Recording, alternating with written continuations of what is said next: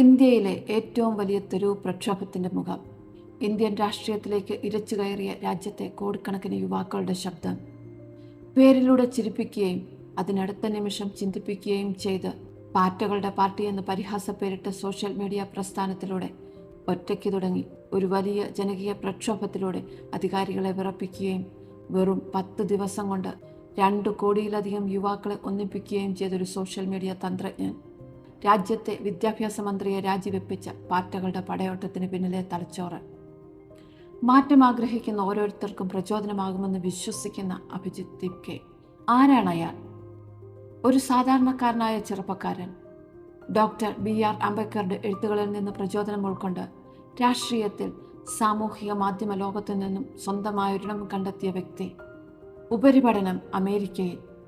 എന്നാൽ സ്വന്തം രാജ്യത്തെ യുവാക്കൾ അപമാനിക്കപ്പെട്ടതിൽ മനംനൊന്ത് അമേരിക്കയിലെ ബോസ്റ്റണിലിരുന്ന അയാൾ എക്സിൽ ഒരു ചോദ്യം കുറിച്ചു: എല്ലാ പാറ്റകളും ഒന്നിച്ചാൽ എന്ത് സംഭവിക്കും?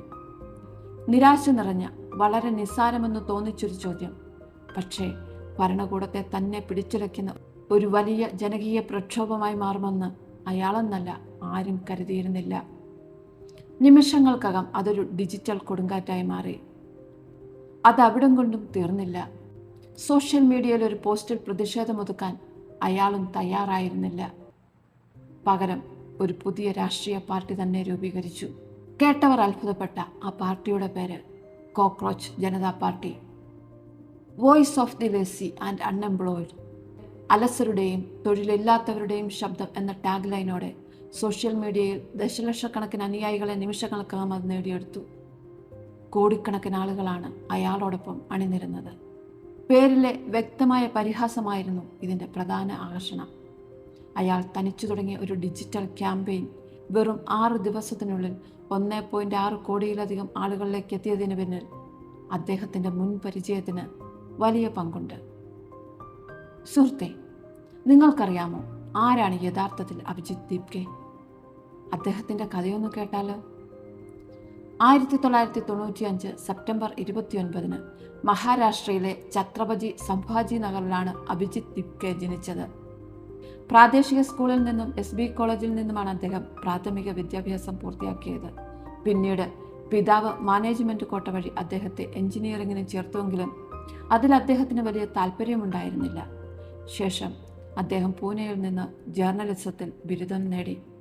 ബിരുദ പഠനത്തിന് ശേഷം ദില്ലിയിലെത്തിയ അഭിജിത്ത് 2020 മുതൽ 23 വരെയുള്ള കാലയളവിൽ ആം ആദ്മി പാർട്ടിയുടെ സോഷ്യൽ മീഡിയ ഡിജിറ്റൽ ക്യാമ്പയിൻ ടീമിന്റെ ഭാഗമായി പ്രവർത്തിച്ചു.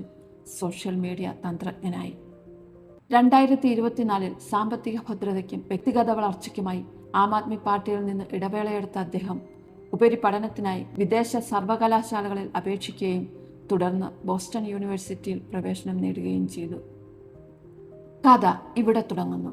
2026 മെയ് മാസത്തിൽ ഡൽഹി ഹൈക്കോടതിയിൽ സീനിയർ അഡ്വക്കേറ്റ് പദവി നൽകുന്നത് വൈകുന്നതുമായി ബന്ധപ്പെട്ട് സുപ്രീം കോടതിയിൽ ഫയൽ ചെയ്ത കോടതി അലക്ഷ്യ ഹർജിയുടെ വാദത്തിനിടയിൽ നടന്ന പരാമർശമാണ് ഇത്തരമൊരു വലിയ പ്രക്ഷോഭത്തിലേക്ക് ഇന്ത്യയിലെ യുവജനങ്ങളെ എത്തിച്ചത്. സോഷ്യൽ മീഡിയയിലെ ഭാഷയെക്കുറിച്ചും ജുഡീഷ്യറിയെ ലക്ഷ്യമിട്ടുമുള്ള ഹർജികളെക്കുറിച്ചും ഹർജിക്കാരൻ്റെ അഭിഭാഷകനെ ശകാരിക്കുന്നതിനിടയിൽ സോഷ്യൽ മീഡിയയിലേക്കും സമാനമായ പൊതുപ്രവർത്തനങ്ങളിലേക്കും തിരിയുന്ന തൊഴിലില്ലാത്ത യുവാക്കളെ പാറ്റകളെന്നും പാരസൈറ്റ്സ് എന്നും ജഡ്ജി വിശേഷിപ്പിച്ചത് രാജ്യവ്യാപകമായ പ്രതിഷേധത്തിനിടയാക്കി. ഇതിനെ തുടർന്നാണ് യുവാക്കളെ പാറ്റകളെന്ന് വിളിച്ചതിൽ പ്രതിഷേധിച്ച് തൊട്ടടുത്ത ദിവസം തന്നെ അഭിജിത്ത് കോക്രോച്ച് ജനതാ പാർട്ടി എന്ന പേരിൽ ഒരു പരിഹാസാത്മക രാഷ്ട്രീയ മുന്നണി രൂപീകരിച്ചു. ഏതൊരു രാഷ്ട്രീയ സാഹചര്യത്തിലും അതിജീവന ശേഷിയുള്ള ജീവിയാണ് പാറ്റ എന്ന ആശയം കൂടിയാണ് അദ്ദേഹം ഇതിലൂടെ ഉയർത്തിക്കാട്ടിയത്.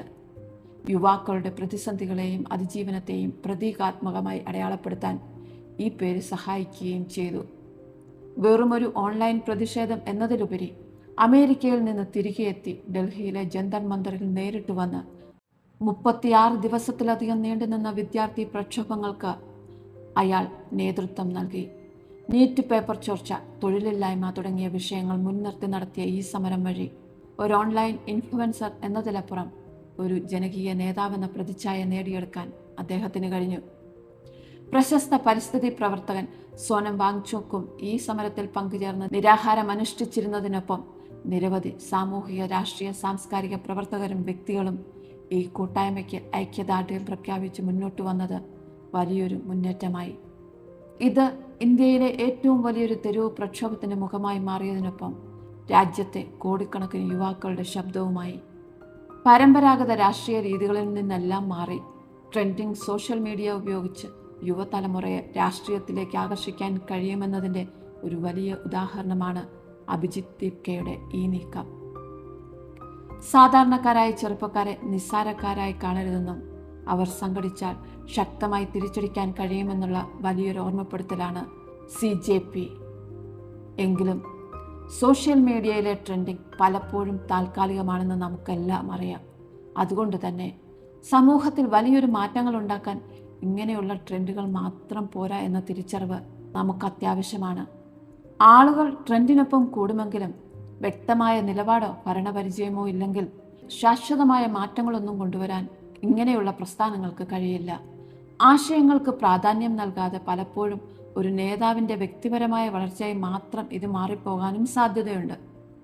ഏതൊരു ജനാധിപത്യ സമൂഹത്തിലും ഗവൺമെന്റിന്റെ ഭരണപരമായ തീരുമാനങ്ങളെയും വിവിധ രാഷ്ട്രീയ പാർട്ടികളുടെ ആശയങ്ങളെയും നിഷ്പക്ഷമായി കാണേണ്ടതുണ്ട്. ഭരണകൂടം നടപ്പിലാക്കുന്ന നല്ല പദ്ധതികളെ അർഹിക്കുന്ന പ്രാധാന്യത്തോടെ പിന്തുണയ്ക്കുമ്പോൾ തന്നെ സമൂഹത്തിന് ഹാനികരമായേക്കാവുന്ന തീരുമാനങ്ങളെ ക്രിയാത്മകമായി വിമർശിക്കാനും ചോദ്യം ചെയ്യാനുമുള്ള സ്വാതന്ത്ര്യവും പൗരന്മാർക്ക് നൽകുന്നുണ്ട്. ഭരണപരമായ തീരുമാനങ്ങളോടെ അഭിപ്രായ വ്യത്യാസങ്ങൾ ഉണ്ടാകാമെങ്കിലും നാടിൻ്റെ പൊതുവായ നന്മയ്ക്കും വികസനത്തിനും മുൻഗണന നൽകി സർക്കാരിൻ്റെ ക്രിയാത്മകമായ പ്രവർത്തനങ്ങൾക്ക് പിന്തുണ നൽകുന്നത് ഉത്തരവാദിത്തമുള്ള പൗരന്മാരുടെ കടമയുമാണ്. സുഹൃത്തെ, ഇത്തരം വിഷയങ്ങളിൽ നിങ്ങളുടെ നിലപാട് എന്താണെന്ന് തീർച്ചയായിട്ടും കമൻറ്റ് ചെയ്യണം. ഈ വീഡിയോ ഇഷ്ടമായെങ്കിൽ ദയവായി ലൈക്കും ഷെയറും സബ്സ്ക്രൈബും ചെയ്യണം. എല്ലാവർക്കും നല്ലൊരു ദിനം ആശംസിക്കുന്നു. Thank you.